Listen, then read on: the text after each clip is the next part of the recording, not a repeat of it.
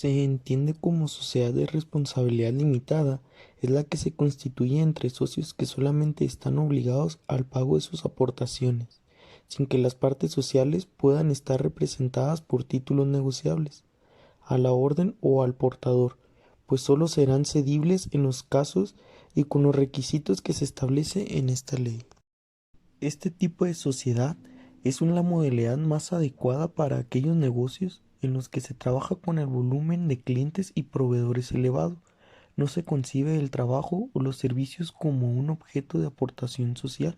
Solo se integra a este grupo aquellos bienes o artículos de carácter patrimonial que pueden recibir una valoración económica. Esta sociedad existirá bajo una denominación o bajo una razón social que se formará con el nombre de uno o más socios.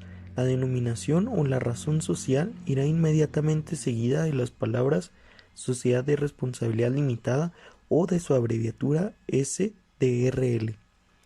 Cualquiera persona extraña a la sociedad que haga figurar o permita que figure su nombre en la razón social responderá en las operaciones sociales hasta por el monto de la mayor de las aportaciones. Ninguna sociedad de responsabilidad limitada tendrá más de 50 socios. Requisitos para una sociedad de responsabilidad limitada. Número 1. Denominación o razón social aprobada por la Secretaría de Economía. Número 2. Nombres, apellidos y datos generales de cada socio, también como fecha de nacimiento, estado civil, teléfonos, correo electrónico, profesión u ocupación. Número 3. Dos identificaciones oficiales por cada accionista, como INE, pasaporte, cartilla militar, licencia de conducir. Número 4. CURP. Número 5. RFC. Número 6. Comprobante de domicilio no mayor a 3 meses de vigencia, correspondiente a la fecha de emisión del recibo. Número 7. En caso de ser extranjero, los documentos de su procedencia. Número 8. Datos generales del gerente único o de los miembros del consejo de gerentes. Número 9. No existe la figura de comisionario. Existe el consejo de vigilancia. Número 10. Monto del capital social representado en partes sociales de cada socio. También puede manejar un capital variable. Número 11. Fecha de duración de la sociedad. Número 12. Objeto social. Y número 13. Domicilio social de la empresa. El capital social será el que se establezca en el contrato social. Se dividirá en partes sociales que podrán ser de valor y de categoría desigual, pero que en todo caso serán de un múltiplo de un peso. La constitución de las sociedades de responsabilidad limitada o el aumento de su capital social no podrán llevarse a cabo mediante suscripción pública. Al constituirse la sociedad de capital, deberá estar íntegramente suscrito y exhibido por lo menos el 50% del valor de la parte social. La cesión de partes sociales, así como para la admisión de nuevos socios, bastará el consentimiento de los socios que representen la mayoría del capital social, excepto cuando los estatutos dispongan de una proporción mayor. Cuando la cesión de que trata el artículo anterior se autorice en favor de una persona extraña a la sociedad, los socios tendrán el derecho del tanto y gozarán de un plazo de 15 días para ejecutarlo, contando desde la fecha de la junta en que hubiera otorgado la autorización. Si fuese varios los socios que quieran usar de este derecho, les competirá a todos ellos en proporción a sus aportaciones. La transmisión por herencia de las partes sociales no requerirá el consentimiento de los socios, salvo el pacto que prevea la disolución de la sociedad por la muerte de uno de ellos, o que disponga la liquidación de las partes sociales que corresponda al socio difunto. En el caso de que la sociedad no continúe con los herederos de este, cada socio tendrá más de una parte social. Cuando un socio haga una nueva aportación o adquiera la totalidad de una fracción de la parte de un coasociado, se aumentará en la cantidad respectiva el valor de su parte social, a no ser que se trate de partes que tengan derechos diversos, pues entonces se conservará la individualidad de las partes sociales. Las partes sociales son indivisibles, no obstante, podrá establecerse en el contrato de sociedad el derecho de división y de cesión parcial, representándose las reglas contenidas en el artículo 61, 62, 65 y 66 de esta ley. Cuando así lo establezca el contrato social, los socios, además de sus obligaciones generales, tendrán la de hacer aportaciones suplementarias en proporción a sus primitivas aportaciones. Queda prohibido pactar en el contrato social prestaciones accesorias consistentes en trabajo o servicio personal de los socios. La amortización de las partes sociales no estará permitida sino en la medida y forma que establezca el contrato social vigente. En el momento en que las partes afectadas hayan sido adquiridas por los socios, la amortización se llevará a efecto con las utilidades líquidas de las que conforme a la ley pueda disponerse para el pago de dividendos. En el caso de que el contrato social lo prevenga expresamente, podrán expandirse a favor de los socios cuyas partes sociales se hubieran amortizado, certificados de goce con los derechos que establece el artículo 137 para las acciones de goce. En los aumentos del capital social se observarán las mismas reglas de la constitución de la sociedad. Los socios tendrán, en proporción a sus partes sociales, preferencia para suscribir las nuevamente emitidas, a no ser que este privilegio lo supriman el contrato social o el acuerdo de la asamblea que decide el aumento del capital social. La sociedad llevará un libro especial de los socios, en el cual se inscribirá el nombre y el domicilio de cada uno, con indicación de sus aportaciones y la transmisión de las partes sociales. Esta no surtirá efectos respecto del tercero, sino después de la inscripción. De la inscripción a que se refiere el párrafo anterior, deberá publicarse un aviso en el sistema electrónico establecido por la Secretaría de Economía conforme a lo dispuesto en el artículo 50 bis del Código de Comercio y las disposiciones para su operación.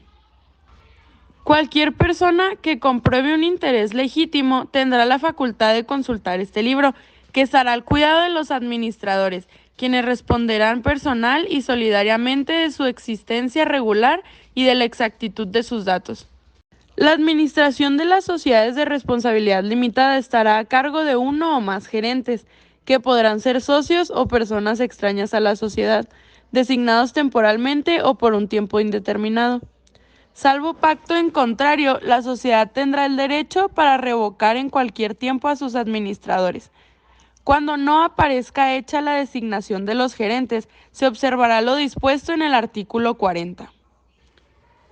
Las resoluciones de los gerentes se tomarán por mayoría de votos, pero si el contrato social exige que obren conjuntamente, se necesitará la unanimidad a no ser que la mayoría estime que la sociedad corre grave peligro con el retardo, pues entonces podrá dictar la resolución correspondiente. Los administradores que no hayan tenido conocimiento del acto o que hayan votado en contra quedarán libres de responsabilidad. La acción de responsabilidad en interés de la sociedad contra los gerentes para el reintegro del patrimonio social pertenece a la asamblea y a los socios individualmente considerados, pero estos no podrán ejercitarla cuando la asamblea, con un voto favorable de las 3/4 partes del capital social, haya absuelto a los gerentes de su responsabilidad. La acción de responsabilidad contra los administradores pertenece también a los acreedores sociales, pero solo podrá ejercitarse por el síndico, después de la declaración de quiebra por la sociedad. Este está compuesto por el órgano máximo del artículo 77, Ley General de Sociedades Mercantiles, como también por la Asamblea de los Socios y por último por las resoluciones. Estas son por mayoría de votos, a no ser que se exija una mayoría elevada. Asamblea. La Asamblea de los Socios es el órgano supremo de la sociedad. Sus resoluciones se tomarán por mayoría de votos de los socios que representen, por lo menos la mitad del capital social, a no ser que el contrato social exija una mayoría más elevada.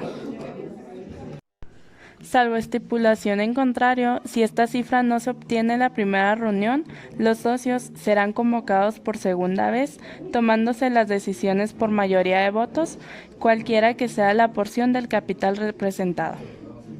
Facultades de la Asamblea. Las asambleas tendrán las facultades siguientes. Número 1. Discutir, aprobar, modificar o reprobar el balance general correspondiente al ejercicio social clausurado y de tomar con estos motivos las medidas que juzguen estas oportunas. Número 2. Proceder al reparto de utilidades. Número 3. Nombrar y remover a los gerentes. Número 4. Designar, en su caso, el Consejo de Vigilancia. Número 5. Resolver sobre la división y amortización de las partes sociales. Número 6. Exigir en su caso las aportaciones suplementarias y las prestaciones accesorias. Número 7. Intentar contra los órganos sociales o contra los socios las acciones que correspondan para exigirles daños y perjuicios. Número 8. Modificar el contrato social. Número 9. Consentir en las sesiones de partes sociales y en la admisión de nuevos socios. Número 10. Decidir sobre los aumentos y reducciones del capital social. Número 11. Decidir sobre la disolución de la sociedad. Y por último, número 12. Las demás que les correspondan conforme a la ley o al contrato social. Todo socio tendrá derecho a participar en las decisiones de las asambleas, gozando de un voto por cada 1,000 pesos de su aportación o el múltiplo de esta cantidad que se hubiese determinado, salvo a lo que el contrato social establezca sobre partes sociales privilegiadas. Las asambleas se reunirán en el domicilio social por lo menos una vez al año en la época fijada en el contrato. Asambleas ordinarias. Deberá reunirse una vez al año para analizar los estados financieros de la sociedad y el balance anual y sobre todo las utilidades de cada socio, así como también la asamblea extraordinaria. Los socios son convocados para atender algún punto o problema que afecta a la sociedad en cualquier época del año previa convocatoria. Las asambleas serán convocadas por los gerentes, si no lo hicieren, por el Consejo de Vigilancia, y a falta u omisión de este por los socios que representen más de la tercera parte del capital social. Salvo pacto en contrario, las convocatorias se harán por medio de cartas certificadas con acuse de recibo, que deberán contener la orden del día y dirigirse a cada socio por lo menos con 8 días de anticipación a la celebración de la asamblea. El contrato social podrá consignar los casos en que la reunión de la asamblea no sea necesaria, y en ellos se remitirá a los socios por carta certificada con acuse de recibo el texto de las resoluciones o decisiones, emitiéndose el voto correspondiente por escrito. Si así lo solicitan los socios que representen más de la tercera parte del capital social, deberá convocarse a la asamblea, aun cuando el contrato social solo exija el voto por correspondencia. Salvo pacto en contrario, la modificación del contrato social se decidirá por la mayoría de los socios que representen por lo menos las 3/4 partes del capital social, con excepción de los casos de cambio de objeto o de las reglas que determinen un aumento en las obligaciones de los socios, en los cuales se requerirá la unanimidad de votos. Si el contrato social así lo establece, se procederá a la constitución de un consejo de vigilancia, formado por socios o por personas extrañas a la sociedad.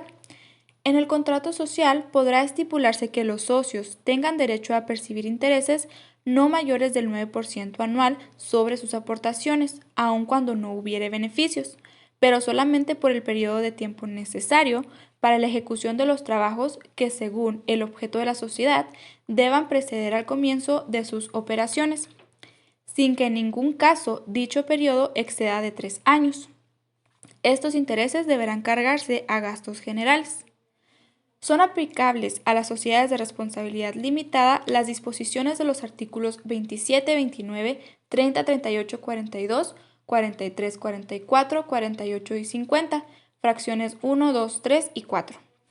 Como ejemplo, General Electric International México, SDRLDCB, es una compañía dedicada a proveer de equipos, productos y servicios electrónicos para diversas áreas y sectores productivos que van desde el sector energético, del petróleo, gas y el eléctrico, hasta los sectores del cuidado de la salud y del entretenimiento.